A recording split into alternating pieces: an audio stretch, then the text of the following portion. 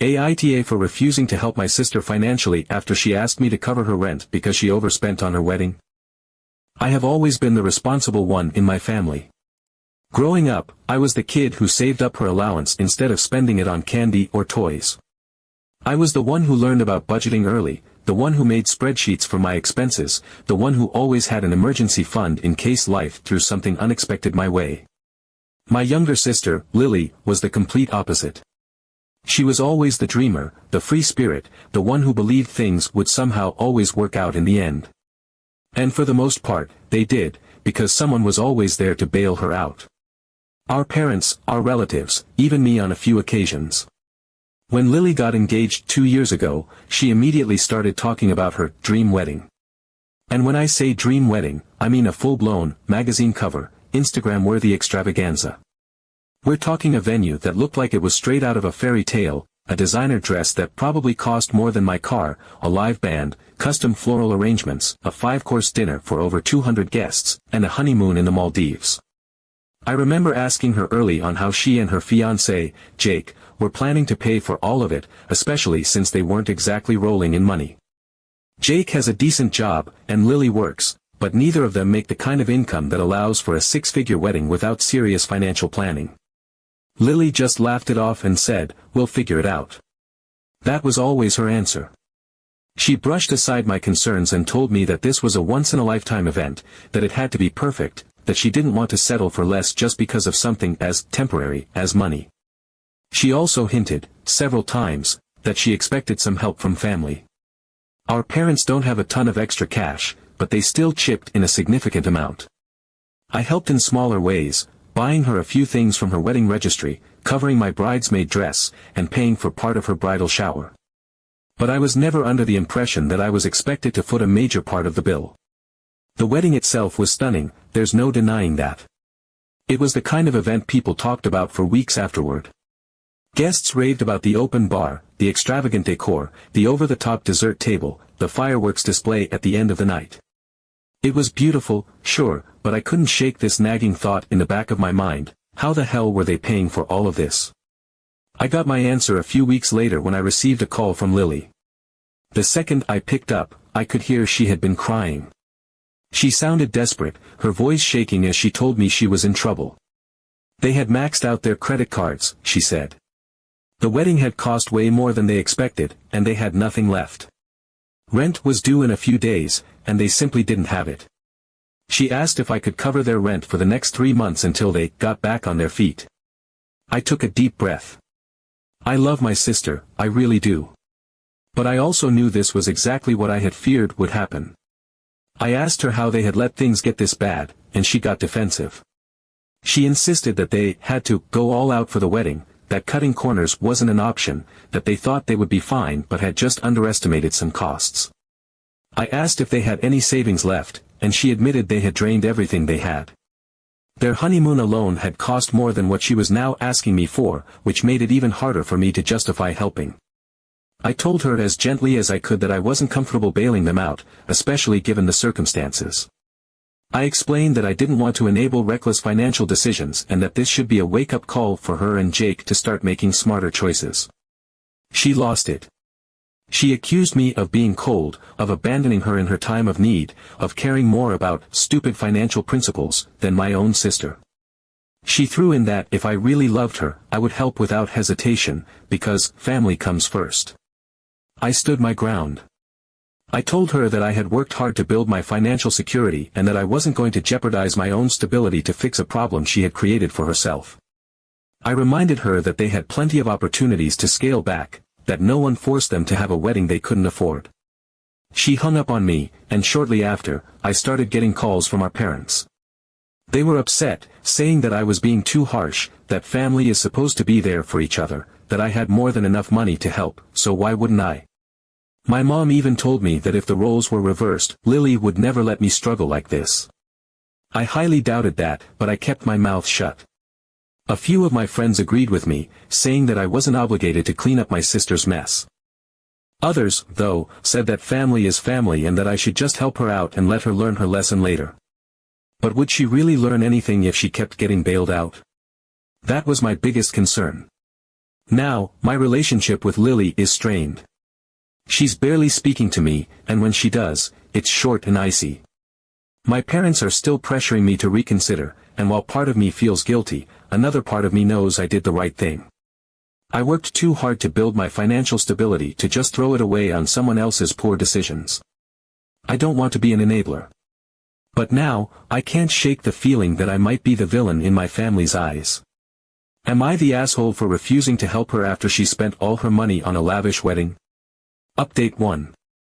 I thought that after I refused to pay Lily's rent, the situation would calm down temporarily. Maybe she would be angry for a while, give me the cold shoulder, vent to a few friends, and eventually come to terms with the fact that she had to deal with the consequences of her own decisions.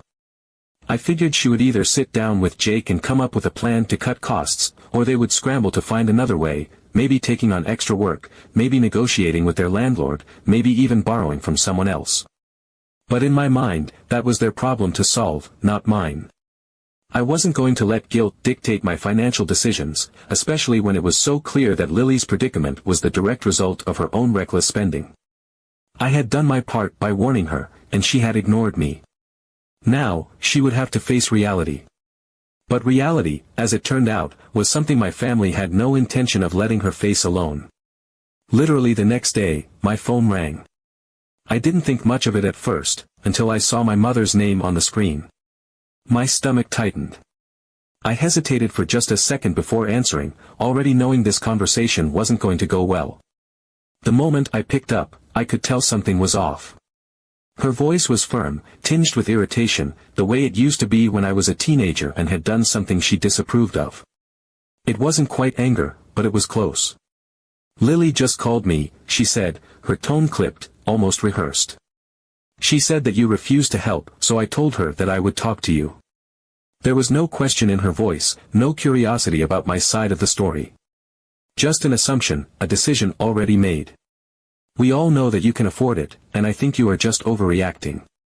She is your sister, she is in a difficult situation right now, and I am counting on you." I froze. My grip on the phone tightened. So my mother had already decided for me that I would pay. That was it. No discussion, no consideration for how I felt about it, just an expectation. As if my money wasn't mine, but a resource to be distributed whenever family needed it. As if I didn't have the right to say no, because I had the means to say yes. A slow wave of frustration rose in me, but I kept my voice as calm as possible. I took a deep breath and tried to explain. I told her that it was not my responsibility to clean up this mess. That I had warned Lily countless times, that she had every opportunity to scale back but chose not to, that she and Jake had made these decisions knowing full well they didn't have the money. I reminded her that it wasn't like an emergency had wiped them out, this wasn't medical bills, a job loss, or some unavoidable disaster.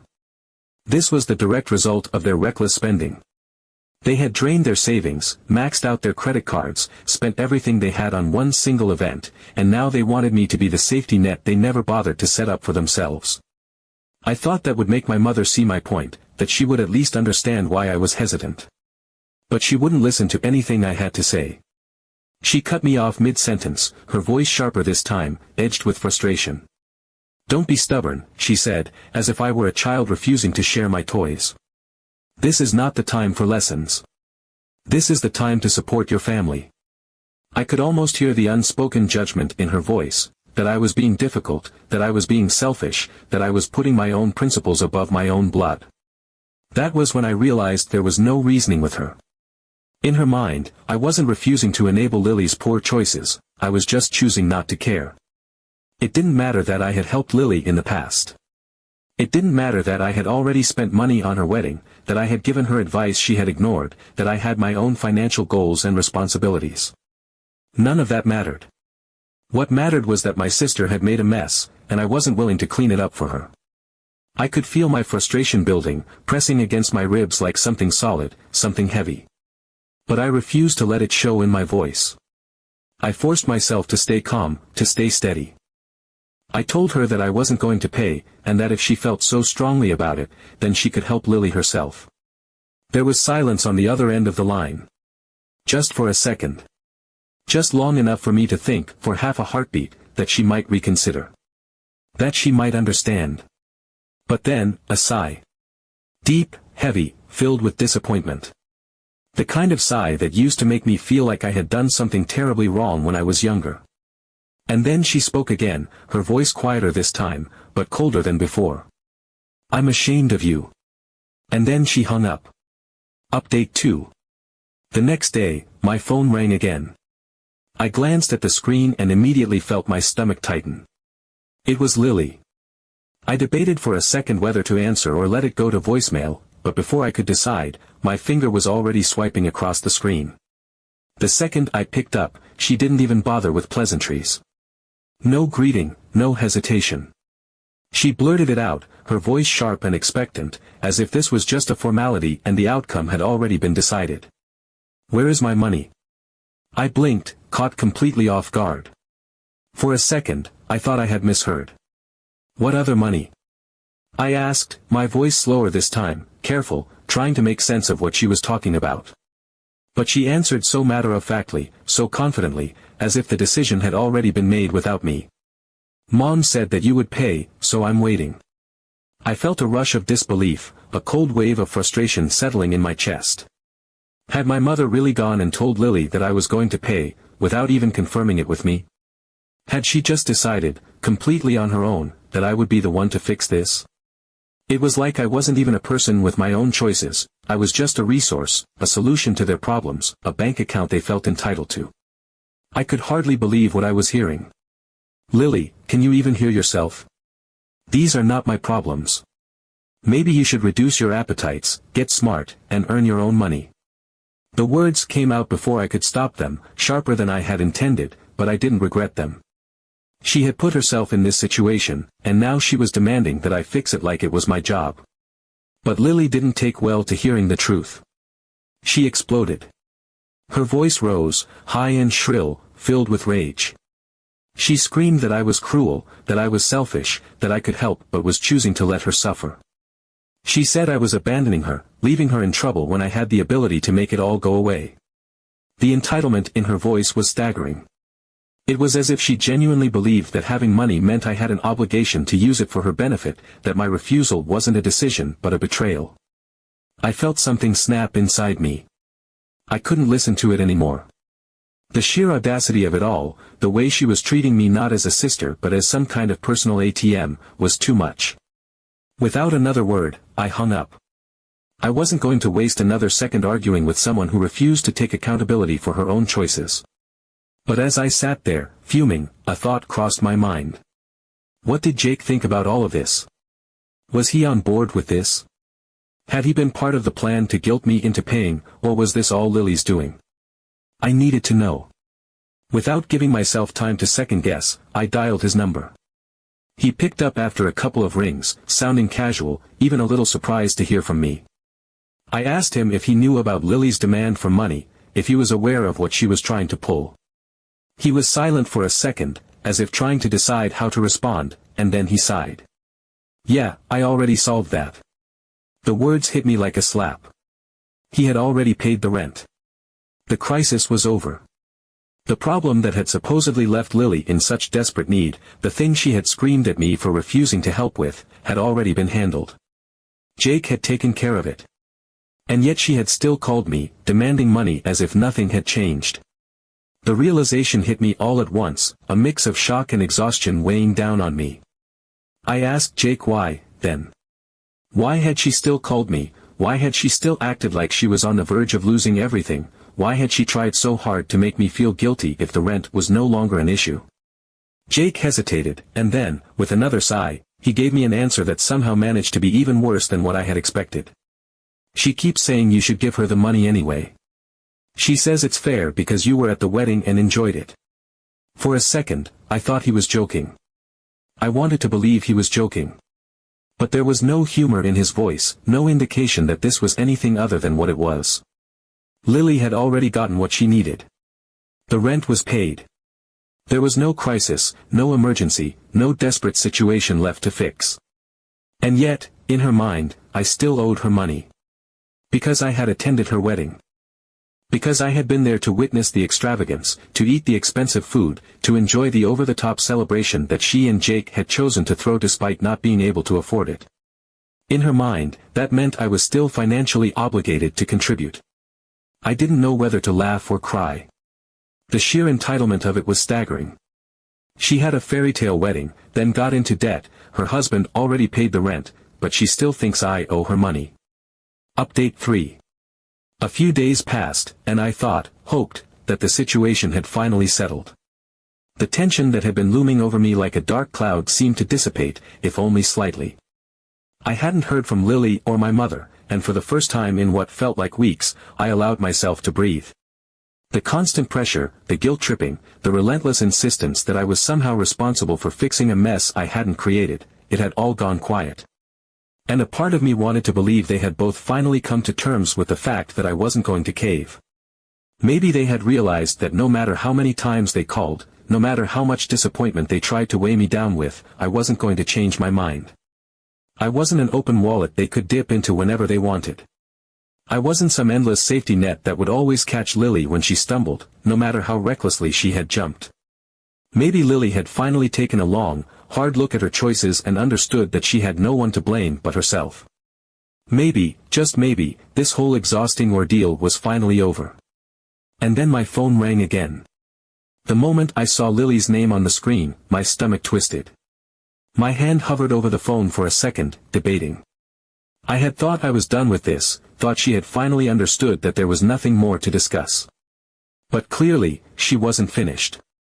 A small, tired part of me wanted to let it go to voicemail, to refuse to engage, to shut it down before it could even begin. But there was also curiosity simmering underneath the frustration. What could she possibly have left to say? I braced myself as I picked up. Her voice was different this time. It wasn't sharp with anger or thick with tears. It was calm. Too calm. There was an unsettling casualness to it, as if this was just a normal conversation and not the continuation of a drawn-out battle. There was no mention of our last conversation, no acknowledgement of the yelling, the accusations, the sheer entitlement she had flung at me days before.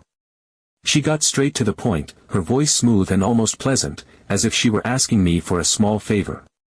She wanted to talk about money again. The audacity of it hit me like a wave.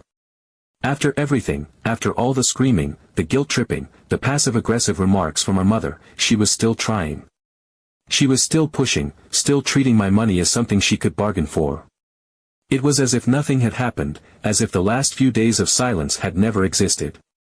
As if she could just pick up where she left off, pretending that her last attempt hadn't ended with her hanging up on me. But this time, I wasn't going to play along.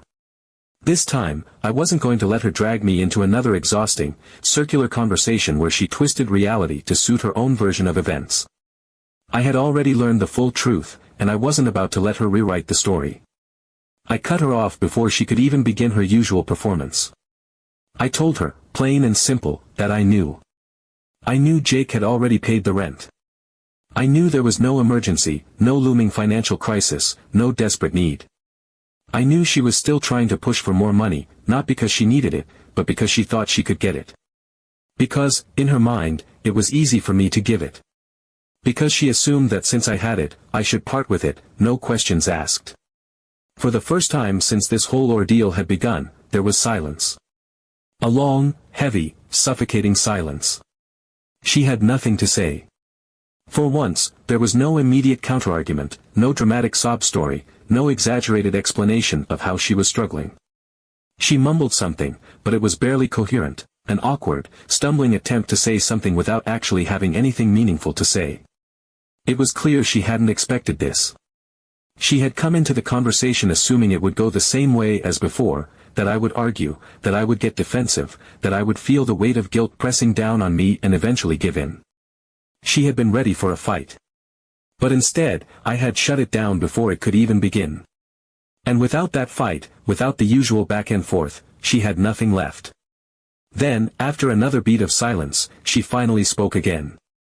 Her voice was different this time, softer, but laced with quiet resentment. She said she thought families were supposed to help each other. That was it. No more anger, no more entitlement, just a simple, disappointed statement, as if I had somehow failed her in some fundamental way. As if my refusal to hand over money had made me the bad sister, the uncaring one, the selfish one. As if my unwillingness to let her use me meant I didn't understand what family was supposed to be. I exhaled slowly, forcing myself to keep my voice steady. I told her that families were supposed to support each other, not use each other. That being family didn't mean she was entitled to my money. That having more than someone else didn't mean I was obligated to give. That she had spent months planning a wedding she couldn't afford, ignoring every warning, brushing off every concern, and now that it had all backfired, she wanted someone else to bear the consequences. That wasn't support. That wasn't love. That was manipulation. There was no response. No arguments, no protests. Just the quiet sound of the line disconnecting as she hung up. And then, just like that, it was over. She didn't call me again after that. My mother, who had been relentless in her attempts to guilt me into paying, suddenly stopped as well. No more messages filled with disappointment, no more accusations of selfishness, no more sighs laced with shame. It was as if they had finally realized that this wasn't a battle they could win. That no amount of pressure or guilt would change my mind. That I wasn't going to be bullied into giving away my money just because I had it. And without that leverage, without the belief that they could push me until I broke, there was nothing left to say. Days turned into weeks, and the silence remained. At first, it felt strange, like the absence of something I had become used to, something that had been so persistent it had felt almost permanent. But as time passed, the weight of it lifted, and I found myself feeling lighter, freer. For the first time in what felt like forever, I didn't have to justify my own financial decisions to people who refused to take responsibility for theirs. Then, one evening, a message popped up on my phone. It was from Lily. It was short, almost hesitant. She said she was sorry. That she had been stressed and had probably allowed herself too much. That was it. No long explanation, no dramatic apology, just those few words. I stared at the message for a long time. I wanted to believe that she had really learned something from this, that she had finally understood why I had refused. That she had taken a step toward maturity, toward accountability, toward breaking the cycle of expecting others to clean up her mess. I wanted to believe that this was real. I hoped she really understood.